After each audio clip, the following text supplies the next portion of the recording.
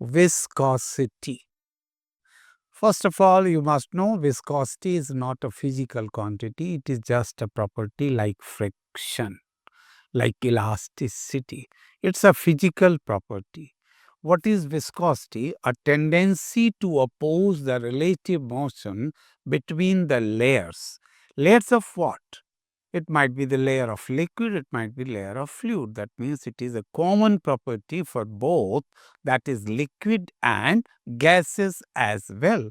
You could say this is analogous viscosity. Viscosity is analogous to friction. That's why it is also sometimes given the name fluid friction. You see, because of this viscosity, the force arising would be called viscous force. Likewise, in friction, we use the term frictional force. Frictional itself is a property, whereas frictional force is a physical quantity.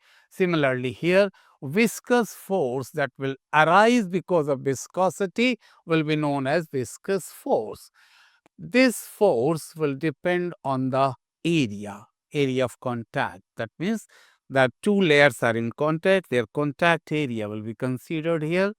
You know, velocity gradient, you must be aware of this term gradient. Gradient could be used with pressure, with potential energy, with temperature, with potential itself.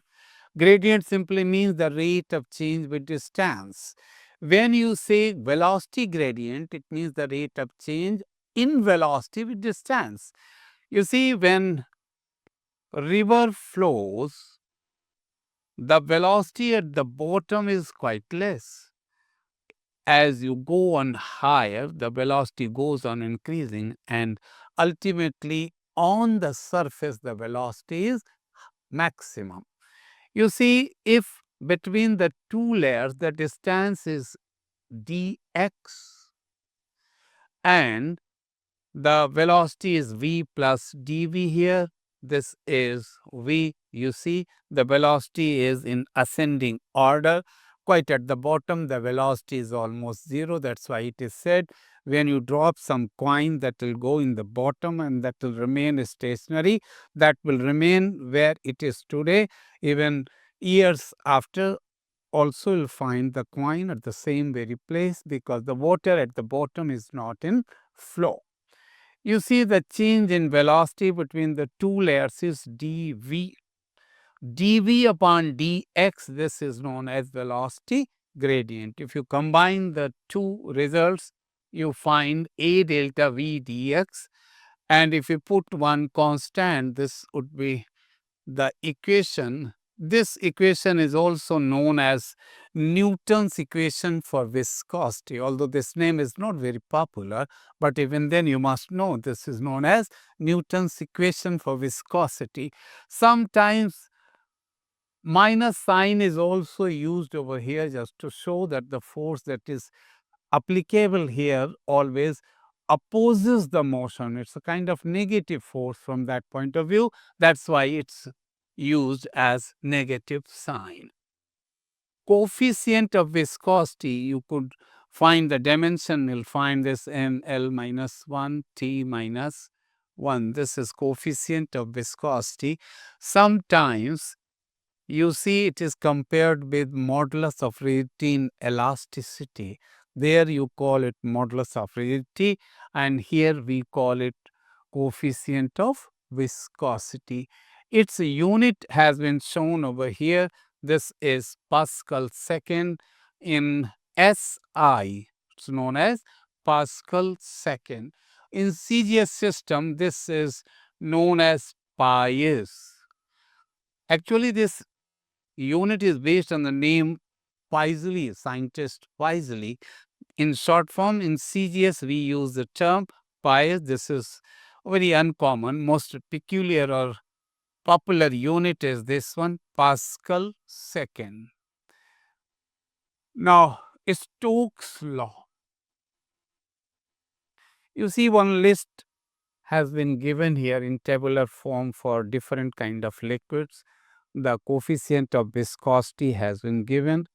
These are the powers, 10 to the power minus 3, minus 5, and so on. These are the values for water, air, glycerin, and mercury. The coefficient of viscosity has been given. Now we will study what is Stokes' law. Stokes' law deals with a body mostly solid, but that's not exclusive. It is applicable for liquids also.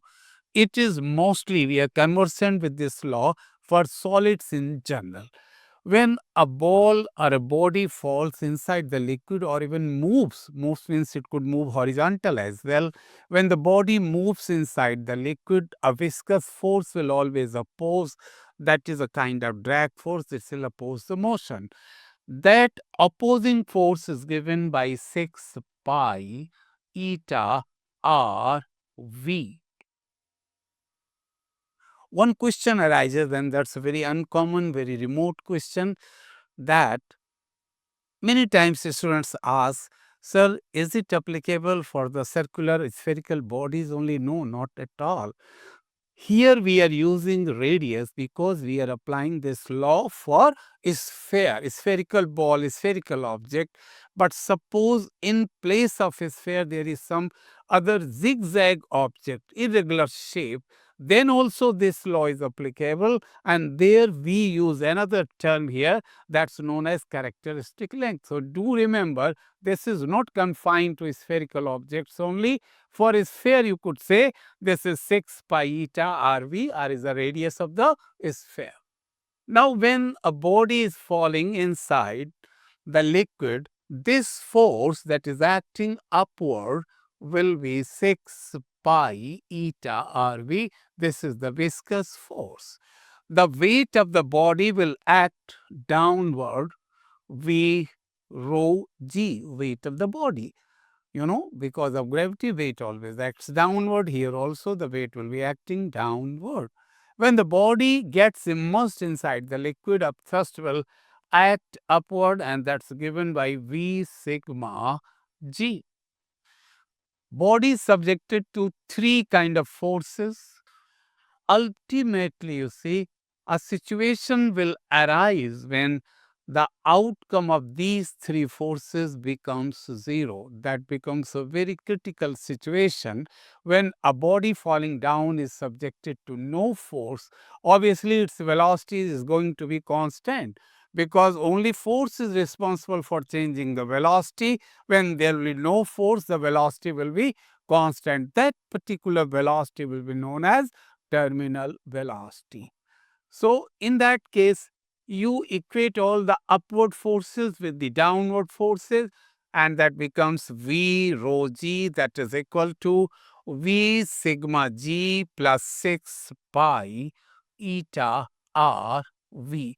V is volume. You could place 4 by 3 pi r cube in place of volume, and if you put the values and solve, finally you are going to get the velocity given by 2 by 9 r square rho minus sigma g upon eta. This value of velocity will be obtained only when you equate upward forces with the downward force. That means net force you are considering equal to 0. This velocity becomes constant, so this would be known as terminal velocity. One very important aspect of this equation is that terminal velocity depends on the square of the radius. If you plot a graph between terminal velocity and radius, it's going to be parabolic.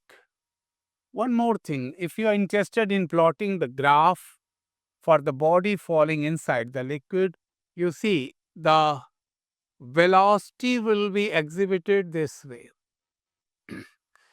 Velocity of the falling object will gradually increase, and ultimately when net force becomes 0, it's going to be constant. That is terminal velocity. If you are interested in plotting the graph between displacement and time, it's going to be this way, like this. Why? Because when the velocity becomes constant, ST graph would be linear, having no variability in shape, and till it is variable, it means there is acceleration. When the force will become 0, only then the acceleration will become 0. Remember, the acceleration doesn't fall suddenly. Acceleration decreases gradually and ultimately becomes zero. Then only the terminal velocity is obtained. So, these are the popular mechanics graph: velocity, displacement, acceleration, bit time for the body falling inside the viscous fluid when Stokes' law is applied.